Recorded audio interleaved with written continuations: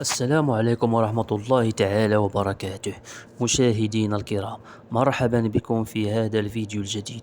موعد وتوقيت مباراة النادي المكناسي والرصينق البيضاوي في الجولة 30 من البطولة الاحترافية إنوي القسم الثاني، والقنوات الناقلة للمباراة.